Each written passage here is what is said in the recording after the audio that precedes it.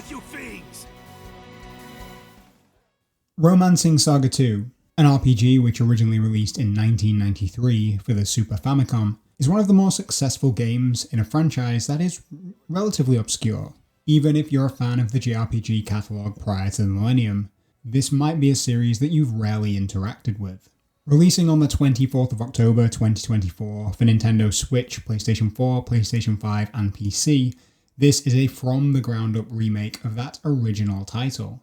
Whether strictly by design or not, this offers a chance for those who haven't played a game from this series before, an opportunity to dip their toe in the pool, with something that looks and feels modern and accessible.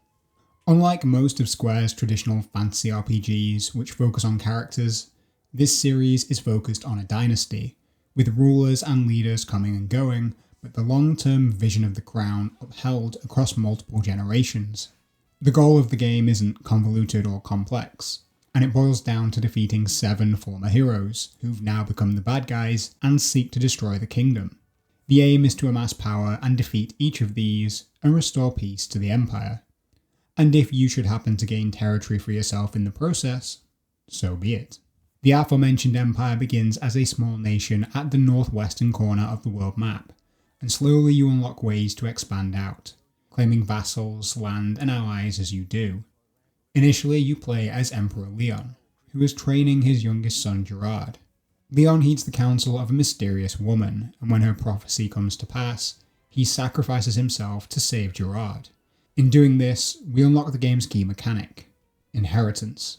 Unlike the financial form we have in our reality, this involves passing on the knowledge, memories and abilities of the previous emperor or empress, including their combat skills. I'll admit this did worry me some. Taking the clearly solid mechanics involved out of the equation, it means that you can't anchor to characters, and it's difficult to single out individuals to focus on. As much as this is a game about controlling a leader, this isn't a game that's following Gerard's story, or Leon's story. It's instead about Avalon and the Empire's story. You are a timeless guiding hand, controlling the nation's decision maker. Depending on what events you choose and in what order, you will stay with some leaders longer than others. But in general, losing them in battle or hitting a specific story trigger will see them be replaced, and a new leader will inherit their abilities. Admittedly, this takes some getting used to, particularly as I wasn't expecting to just lose my protagonist despite a successful combat encounter. I'd just be getting used to my party and characters, and then the game throws 100 years at you in one go. Bye bye Monarch. You can take this opportunity to re-roll your leader's class, which comes in handy for balancing out a party and for trying new ones. But it never stops feeling strange, as though your reward for victory is a sort of loss regardless. The saving grace is that your progression isn't really affected by this because of the inheritance system. The characters that persist throughout the story are the ones that appear in the memories that slowly uncover the events that led up to the fall of the 7 heroes. What I can confidently say is that these feel like adaptations of a story written prior to the millennium. There's a level of simplicity in the backbone of these tales. It's very much clean cut and focused on the decisions of warriors as they make a final gambit to defeat a non-human threat in eras past. What is impressive is the way that these are recreated. I never played the original game, but that was 2D, it used what we would now call pixel art, and it was told mostly through text. This remake in the Unreal Engine features voice acting, an anime art style, and 3D character modelling that makes this game look at worst like a PS4 era title. This is actually better than what I was expecting graphically, and comes across as a competent modern JRPG. I can argue that there's some safe design choices here, mostly anchored on the traditional fantasy setting, but these land well throughout. It also achieves the goal of making the player understand why the antagonists seek revenge, and while it's not enough to make you want them to win, you do at least understand their anger. Something I liked about this game really early on was that you are immediately given access to all 5 party members. There's no slow build-up or laboured recruitment process. You walk into the tutorial cave with your father and become part of a 5-man team within the first few minutes. I also like the way that the game lets you learn new techniques, which is very similar to Final Fantasy II. You learn by doing, and your characters don't have character levels, so much as they have skill levels with specific weapons or spells. Using axes a lot makes a character better with them. Using fire spells makes a character better with fire spells. You learn new skills via glimmering, which usually happens when fighting strong foes. So there's always a need to keep challenging yourself and your party. There is some serious grinding potential if you are a completionist, but enemies do get stronger if you grind more, at least up to a certain cap, so pick your moments to do this. The game has many avenues for progression, and while some of these certainly feel their dated origins, there's not many points in the game where you feel like progression is lacking or not possible. Swapping out your retinue, essentially your party, and winning encounters unlocks abilities, which can eventually be assigned to other party members. Choosing a class to become your nation's leader unlocks new formations, and each generation can use the skills learned by the previous one. If your finances and resources are in good shape, you can buy items or develop equipment to give yourself an edge.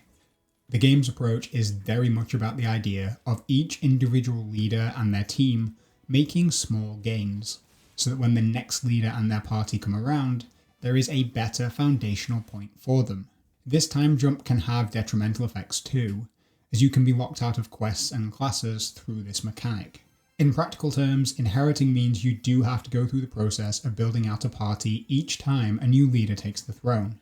This organically drives players to try new formations and party compositions, even more so if you intend to farm ahead of a New Game Plus run. In essence, it's a 2 steps forward, 1 step back system. And it works, but it won't be for everybody, particularly as you need to do at least 2 playthroughs to unlock all classes. There are 2 new difficulties unlocked if you choose to do the post-game content and start again. These do demand significantly more planning and game knowledge than the normal difficulty. The game is around 30 hours long for a single run, but that can easily run north of 60 if you want to trophy hunt. If you're planning to go for this game's achievements, it's a good idea to understand what events in this game trigger the time skips and emperor changes. A lot of content can be missed or locked if these happen at the wrong time, and I'm speaking as someone who ended up with multiple New Game Plus runs to try and get everything. Combat on the normal difficulty is well tuned, and while early on I felt that being given double-digit LP on some characters was very generous, there are some situations later on where I needed every last point. The final boss before the post-game is particularly brutal if you don't go in with a solid plan, and even on the normal difficulty, I saw the game over screen multiple times at this point. Combat is a traditional turn-based system, and after each encounter your party is restored to full health. BP, which is this game's MP or TP equivalent, can only be restored using specific resources, abilities or locations, and it's the only resource you need to manage from encounter to encounter. As your HP is healed to full after each fight, your enemies often hit hard. It's not unreasonable for a single attack to take half of a combatant's health off, or more, and most healing spells are designed to revive characters from KO. Each KO reduces the LP by 1, and when this reaches 0, that character is lost. You can recruit another of the same class in town, or inherit if the Emperor goes down, and I consider this more of an inconvenience than a detriment to progression. Speaking strictly from a personal perspective, I like this system. I liked moving members with low LP out of my team, and deliberately trying not to lose anyone. This tactic forced me to use unfamiliar classes and level certain skills again and again. By the end of my first playthrough, I had a really good grasp on this system and what classes and skills I like to have in my party, and I wanted the challenge of a New Game Plus. Objectively, this system feels like it's taken major steps towards what we expect from modern gaming, with features like autosave, auto-equip, and auto-learn systems. A patch on December the 12th added a retry button for some encounters, along with a few fixes. One area that seems to have been overlooked, particularly in a ease of use regard, is some of the dialogue options. These are inconsistently impactful. Some selections have absolutely no effect on events and the story, and you end up with the same results regardless of what you pick. Others can have a genuine impact, such as stopping you from recruiting certain classes. The game gives you 20 slots to save your game in, and I would recommend using all of them in each playthrough, so you have fallback points just in case. In spite of my personal praise, Romancing Saga 2 Revenge of the Seven Heroes does deliberately push repetition in your face, in a way that some people will definitely find off-putting. There is a good mix of classes and designs, but most choose from the same weapon-based pool of techniques, or element-based spells.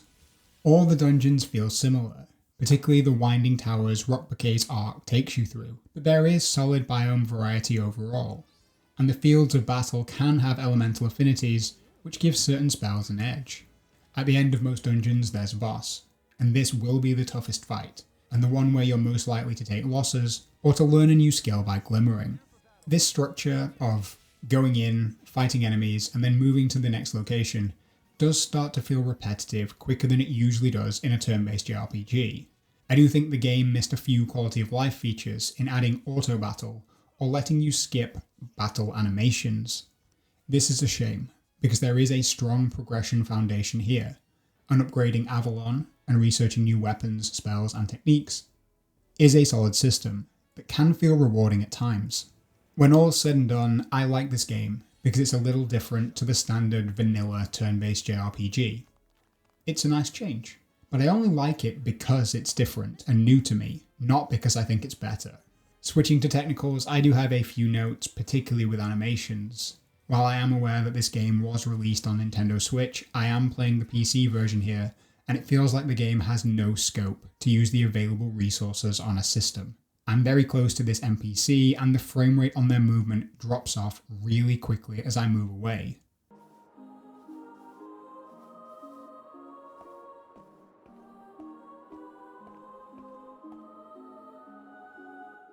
Presumably this is to reduce the demand on one's PC. This is an annoyance that has a minimal gameplay impact, but takes the sheen off of what is an otherwise polished experience. There is an understandable subdued nature to facial expressions in the game too, and for a quick comparison, I'd say these are on par with the more recent Atelier games. This also accounts for some stiff behaviour when moving and traversing the world, but you can certainly argue that all of this falls within acceptable tolerances for the genre. The game's music is an area of strength.